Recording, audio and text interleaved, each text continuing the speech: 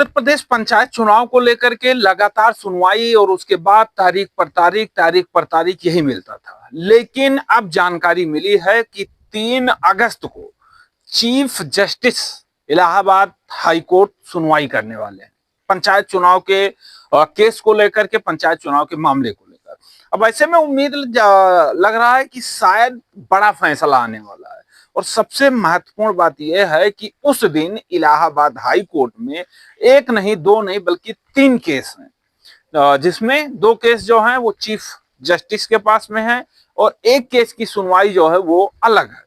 जो केस लखनऊ खंडपीठ में सुनवाई होना था 4 अगस्त को, वो अब 3 अगस्त को इलाहाबाद हाई कोर्ट में होगा।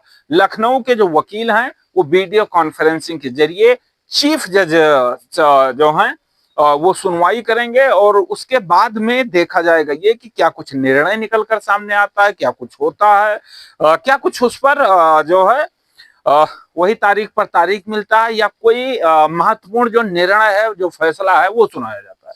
हालांकि लोगों को उम्मीद है, लोग कह रहे हैं कि हो सकता है जज साहब फैसला नहीं सुना पा रहे हो तो कभी सिंगल बेंच कभी डबल बेंच, लेकिन इस बार जब चीफ जज सुनवाई करेंगे इलाहाबाद हाई कोर्ट, तब वो फैसला जरूर देंगे।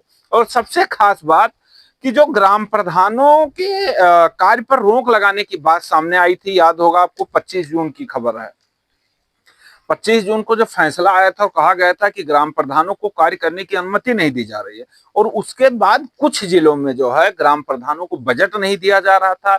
और उसके बाद जब अगली सुनवाई फिर होती है जुलाई के महीने में, और उसके बाद उस समय कोर्ट में कहा जाता है कि हम सिंगल बेंच है और इसलिए सिंगल बेंच जो है वो फैसला नहीं सुनाएंगे और 6 सप्ताह के लिए जो है वो हम डेट लगाते हैं और इस मामले की सुनवाई लखनऊ में जो है होगी और डबल बेंच जो है सुनवाई करेगी।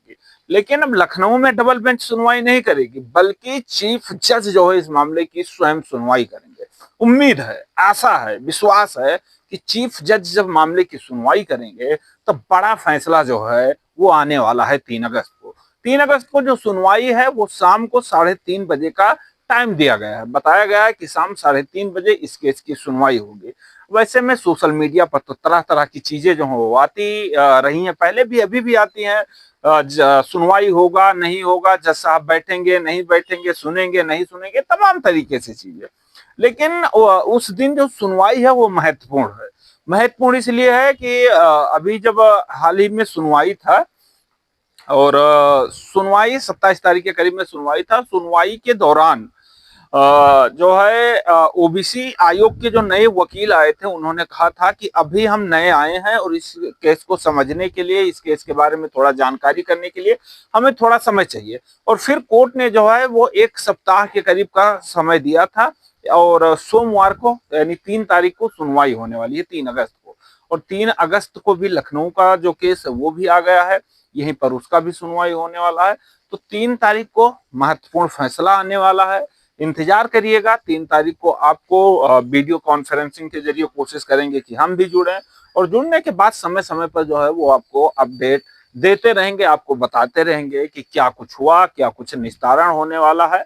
और 2 केस का टाइमिंग जो है वो 2 बजे फिक्स टाइम है और उसके बाद जो चीफ जज सुनने वाले हैं केस, उसका समय जो है वो शाम को 3:30 बजे है।